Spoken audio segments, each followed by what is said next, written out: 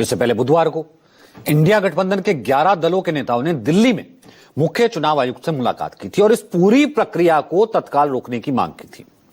India गठबंधन के 18 नेताओं का एक प्रतिनिधिमंडल दिल्ली में चुनाव आयोग से मिलने के लिए पहुंचा।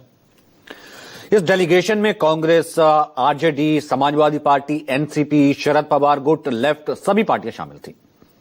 इस मुलाकात में विपक्ष ने चुनाव आयोग से बिहार में चल रहे विशेष गहन पुनरीक्षण प्रक्रिया पर कड़ा एतराज जताया। नेताओं ने इसे वोटबंदी करार दिया कि ये वोटबंदी है कि बिहार के करीब 2 करोड़ मतदाता, खासकर दलित, आदिवासी, प्रवासी मजदूर और गरीब तबके का वोटर अपने अधिकार से वंचित हो जाएगा।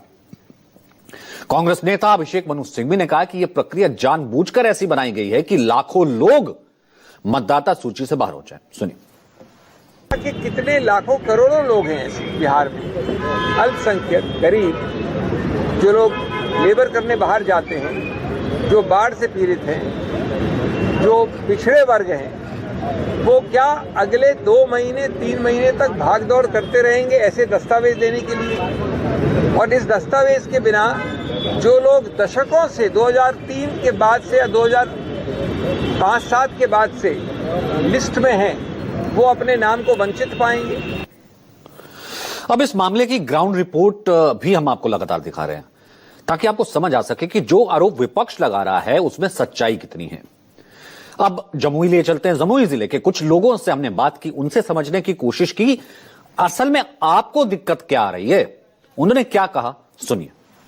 बिहार विधानसभा चुनाव से पहले भारत निर्वाचन आयोग के आदेशानुसार मतदाताओं का गहन पुनरीक्षण कार्यक्रम जो है चलाया जा रहा है। बीएलओ मतदाताओं के घर घर जाकर उनके मतदाता सूची को वेरीफाई करते नजर आ रहे हैं, सत्यापित करते नजर आ रहे हैं। इतना कुछ बता देंगे, इतना कुछ कहाँ देंगे हम? परेशानी हो रही है। परेशानी हो रहे हैं। हम लोग खाने कमाने वाला हैं। अब कमाएंगे तो खाएं कहाँ से? इसी में दोगते रहेंगे हरदम। और अभी तो बहुत परेशानी है, इतना बता रहा था। मतलब इतना डॉक्यूमेंट जो मांगा जा रहा है हाँ, आप लोग के पास नहीं है। कहाँ से देंगे हम लोग? नहीं सर, नहीं है। हम कहाँ से कहेंगे? हाँ, हमारा पास है, हमारा पास कोई व्यवस्था नहीं है। अच्छा, जो मांगा जा रहा है वो आपके पास नहीं है? नहीं, हमको बहुत लफड़ा लग रहा है। हम कहाँ से देंगे या नहीं देंगे? हम लग रहा हम लगाए वोट कैसे देंगे? वोट कैसे दीजिएगा? अब पता नहीं। वोटर लिस्ट है जो प्रकाशित हुआ था 2003 में, उस वोट लिस्ट में ये मतदाता पहले से थे। प्रत्येक जो मतदाता है उनका डाटा उससे लेकर के हम लोग सबमिट कर देते हैं। भारत निर्वाचन आयोग के निर्देशानुसार ये प्रक्रिया जो है लगातार निरंतर जारी है और कई एक पदाधिकारियों की नियुक्ति इस विशेष अभियान में किया गया है। फॉर्म पकड़ा गए, वो कह रहे कि हम कमाएं खाएं कि ऑफिस के चक्कर काटें कि ये डॉक्यूमेंट इकट्ठा करने हैं। तो आपने सुन ली बिहार के अलग अलग इलाकों में रहने वाले लोगों की मुश्किल।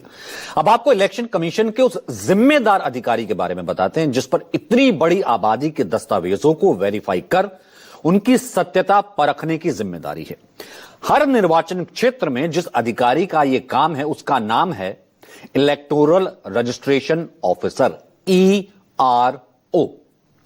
एक निर्वाचन क्षेत्र में एक ही इलेक्टोरल रजिस्ट्रेशन ऑफिसर होता है, एक पूरे निर्वाचन क्षेत्र में एक, जिसके पास और भी बहुत सारे काम होते हैं। ERO हर वोटर की एप्लीकेशन खुद वेरीफाई करता है, ड्राफ्ट रोल तैयार करता है और जिस वोटर पात्रता पर वो संदेह पाता है उसका डॉक्यूमेंट खारिज हो जाता है, उसे नोटिस जारी करता है। इसके अलावा उस संदिग्ध वोटर के खिलाफ जांच भी करनी होती है कि क्यों यह लग रहा है कि इस लिस्ट में नहीं है। यह ERO ही करेगा। इलेक्शन कमीशन की वेबसाइट पर बिहार में किसी सहायक ERO के होने की हमने जानकारी मांगी। भाई एक ही ERO है, 8 करोड़ के करीब वोटर हैं, तो ERO का कोई सहायक तो होगा। हमने जानकारी लेने की कोशिश की, ERO का कोई सहायक नहीं होता, उसके पास कोई सहायक अधिकारी नहीं है। वहीं स्वास्थ्य और परिवार कल्याण मंत्रालय ने 2020 में देश और राज्यों के लिए करीब 2011 का एक पॉपुलेशन प्रोजेक्शन तैयार किया, 11 से लेकर अब तक का। इस दस्तावेज के अनुसार इस समय बिहार में वोटिंग एज पॉपुलेशन जिसने वोट करना है वो लगभग 8.08 करोड़ है, 8 करोड़ के करीब। इसमें करीब 59% यानी 4.76 करोड़ आबादी 40 साल की या इससे कम उम्र की है। ये वो आंकड़ा है जिनके दस्तावेज का सत्यापन कर चुनाव आयोग उन्हें वैध वोटर मानेगा, मतलब उनके लिए लिस्ट लागू होती है। अब आप इससे आगे की कहानी समझिए, तब आपको समझ में आएगा कि आखिर इस फैसले के समय को लेकर हंगामा क्यों हो रहा है। मान लीजिए जिन 4.76 वोटर 8 में से उन लोगों ने दस्तावेज जमा कर दे हैं, वो सभी दस्तावेज जमा कर भी देते हैं, ठीक है, सभी कर देते हैं दस्तावेज जमा। इस हिसाब से निर्वाचन क्षेत्र में 1.95 लाख वोटर्स अपना डॉक्यूमेंट जमा करेंगे। एक निर्वाचन क्षेत्र में 1.95 लाख वोटर्स अपना डॉक्यूमेंट जमा करेंगे। हर निर्वाचन क्षेत्र में एक ही है ईआरओ, हमने आपको बताया, इलेक्टोरल रजिस्ट्रेशन ऑफिसर। अब ईआरओ को 1.95 लगभग 2 लाख आवेदनों की जांच करनी है। वेरीफाई वही कर सकता है, उसी को अधिकार है। इसके लिए 1 जुलाई से 31 अगस्त के बीच का वक्त है। वक्त हो जाता है 62 दिनों का। अब 62 दिन का, यहां पर आने से पहले 62 दिन में उसने 2 लाख एप्लीकेशन वेरीफाई करनी है, जांच करनी है, पूरी करनी है, सबने डॉक्यूमेंट दे दिए। अब यहां पर आने से पहले मैंने कैलकुलेट करने की कोशिश की, एक व्यक्ति बिना छुट्टी लिए 62 दिन लगातार 2 लाख, क्योंकि उसके निर्वाचन क्षेत्र में वो एप्लीकेशंस आ गई, उनको वेरीफाई कर रहा, तो एक दिन में वो कितनी कर पाएगा? तो आंकड़ा निकल कर आता है, उसे एक दिन में 350 एप्लीकेशन, 3,500 या 3,000 से ऊपर एप्लीकेशन रोज वेरीफाई करनी पड़ेगी। अब आम इंसान नहीं, वो सुपर ह्यूमन ही होगा। तो इस प्रक्रिया में व्यवहारिक मुश्किल सबसे ज्यादा है, खासकर कम समय में दस्तावेज ढूंढकर जमा करने में। Date of birth, place of residence के डॉक्यूमेंट मिलने में लोगों को सबसे ज्यादा दिक्कत होती है। इस विषय पर अपने पूर्व आईएएस अधिकारी डॉक्टर ओम प्रकाश यादव से बात करके इस पॉसिबिलिटी को समझने की कोशिश की। ठीक है, हो जाता है, ये कितना प्रैक्टिकली पॉसिबल है, सुनिए। पहली कठिनाई ये है कि डेट ऑफ बर्थ का डॉक्यूमेंट ये आमतौर पर खासकर ग्रामीण इलाकों में बहुत कम लोगों के पास है। दूसरी चीज, प्लेस ऑफ रेसिडेंस का डॉक्यूमेंट ये मिल नहीं पा रहा है, बहुत दिक्कत हो रही है। और तीसरी चीज कि अभी आप देखेंगे कि बरसात का मौसम है और ग्रामीण इलाकों में अधिकांश लोग खेतिहर मजदूर हैं या फिर किसान हैं। तो मुझको कई रिटर्निंग ऑफिसर्स ने बताया कि सर 7 बजे से लेकर 5 बजे, 6 बजे, 7 बजे तक के लोग खेत पर निकल जाते हैं और यही टाइम है जो बीएलओ का काम करने का है। अब आयोग ने इस पूरी प्रक्रिया को 5 चरणों में बांटा है। 25 जून से शुरू हुई इस प्रक्रिया में लगभग 8 करोड़ मतदाताओं का गहन पुनरीक्षण। विपक्ष के हंगामे के बाद चुनाव आयोग ने कल फिर स्पष्ट किया है कि किसी भी वैध मतदाता को छोड़ा नहीं जाएगा।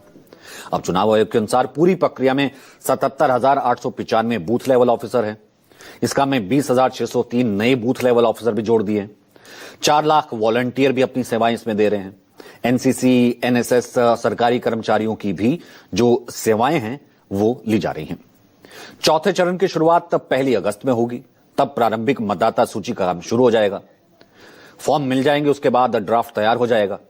उसके बाद अगस्त को ड्राफ्ट वोटर लिस्ट चुनाव आयोग की वेबसाइट पर पब्लिश हो जाएगी। सभी राजनीतिक दलों को भी दे दी जाएगी कि हमने वेरीफाई कर लिया। और उसके बाद रोजाना एक फॉर्म भी जो है वो भी इशू किया जाएगा, फॉर्म 10, वो जो है आप जमा कर सकते हैं। अगर लिस्ट में आपको लगता है आपका नाम छूट गया है, कोई आपत्ति है, 1 अगस्त से 1 सितंबर के बीच आवेदन कर सकते हैं। हर दिन की लिस्ट अलग होगी, दफ्तर से मिल जाएगी, वेबसाइट पर मिल जाएगी। ये चुनाव आयोग कह रहा है कि सभी दावे और आपत्तियों के निपटारे के बाद 30 सितंबर 2025 को अंतिम मतदाता सूची पब्लिश हो जाएगी। इसकी कॉपी सभी पार्टियों को दे दी जाएगी और ये ऑनलाइन उपलब्ध भी रहेगी। तो कुल मिलाकर के आपने देखा कि किस तरीके से फिलहाल ये पूरी प्रक्रिया है। अब ये क्या रहने वाली है, इसका सच हम आपके लिए लेकर के आए। तो फिलहाल जो कहेंगे सच कहेंगे कि आज के एडिशन में इतना ही। मुझे इजाजत दीजिए।